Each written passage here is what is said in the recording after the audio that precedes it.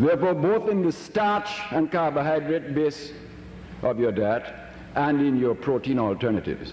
A vast job of political education, citizen education, and therefore mobilization is a precondition of your ability to pursue an effective policy of domestic agriculture. I don't even need to talk about foreign exchange priorities, where you have the deep neo-colonialist instincts of a population that lives beside Miami, lives beside the massive impact of television advertising day in and day out.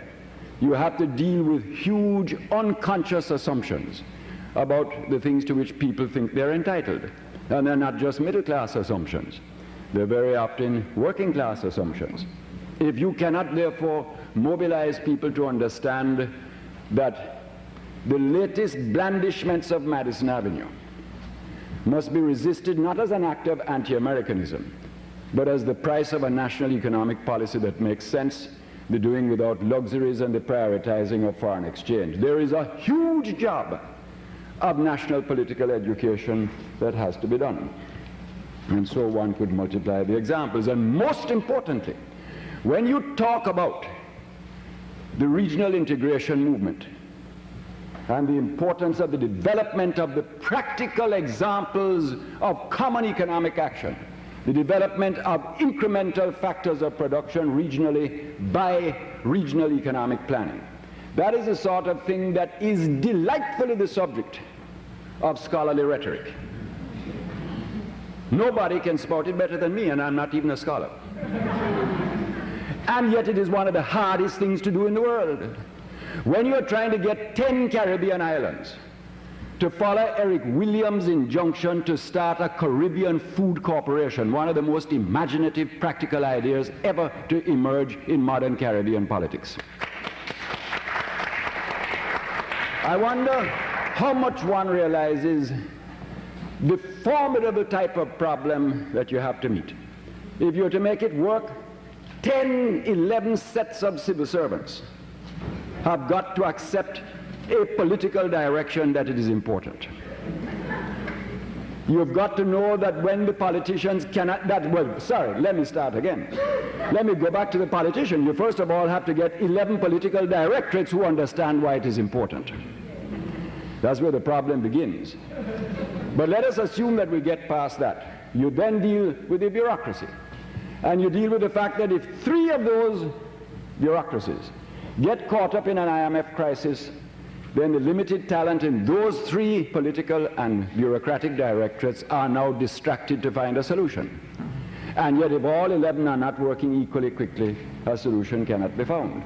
So what does all this mean? It means that there has to be the clearest understanding beyond the rhetoric of politics of the question why we will fail without regional integration, what it is that regional integration really demands when it comes off the drawing board of language and onto the drawing board of reality. What is the kind of bureaucratic commitment that is needed? What is the kind of political will that has to drive it? Well, these are the problems, and we have to meet them.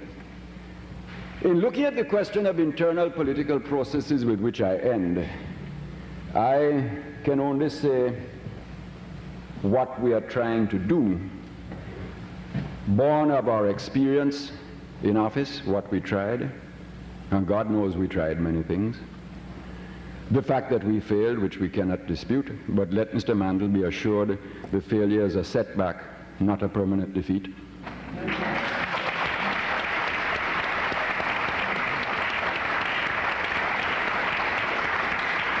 Even how we understand the significance of the Grenadian tragedy.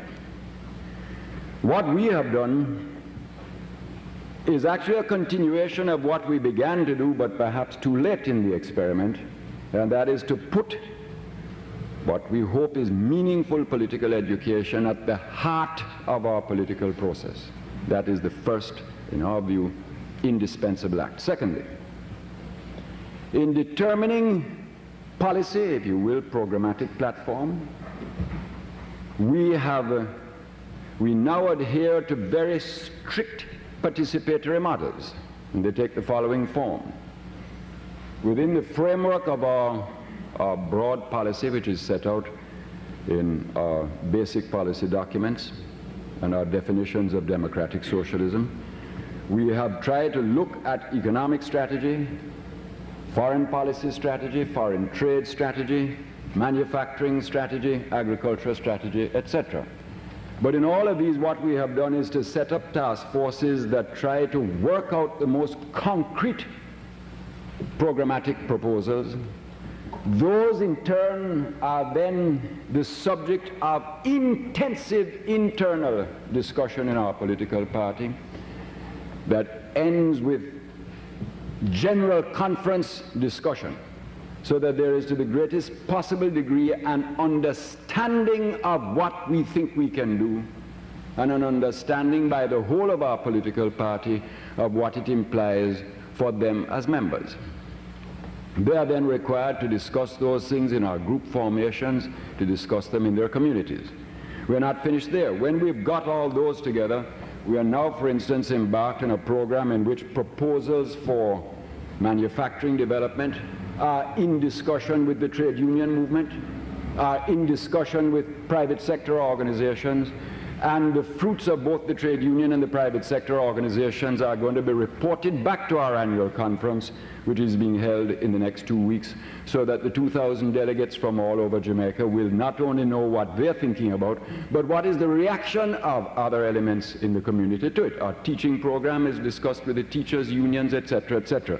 I merely use that to illustrate the importance that we attach to trying to demystify programmatic platform, to make it a part of the ongoing understanding and experience of our own membership, and to make it a part of an ongoing dialogue between ourselves and the institutional disposition of the society at large.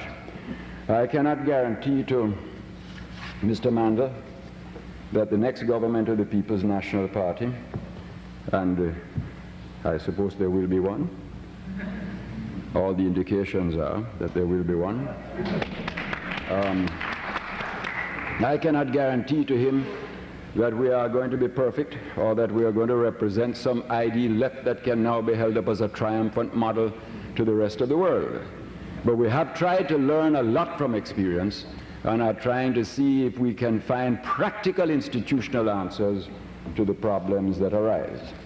As to him, I'm glad to hear him say that he accepts his responsibility to work for change within this political system.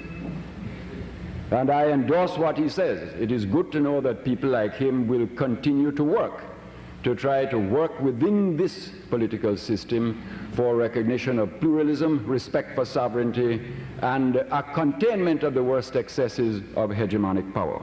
More power to your arm, Mr. Manley.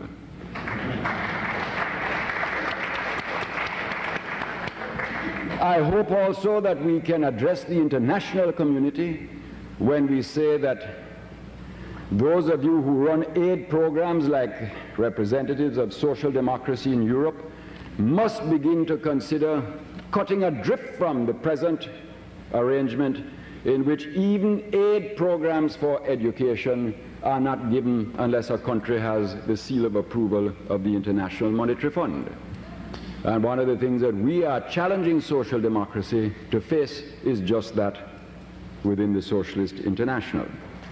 I would say to those who work with an interest in aid programs that we should begin to de-emphasize the exclusive emphasis on unilateral programs, of which the CBI is a most unfortunate example, and emphasize more a willingness for aid to be funneled towards regional plans that are produced by regional organizations such as CARICOM and the CARICOM Secretariat.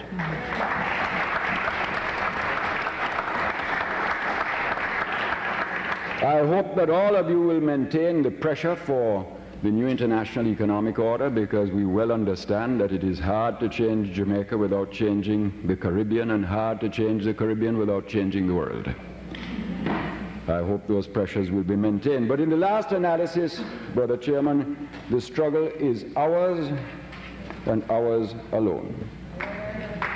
We can be helped, we can be facilitated, but the real answer lies in the development of our own mature political processes, the understanding of the strategic imperatives which are necessary, and the willingness to develop the keenest sense of tactics so that we can move forward with our agenda at all times. I thank you.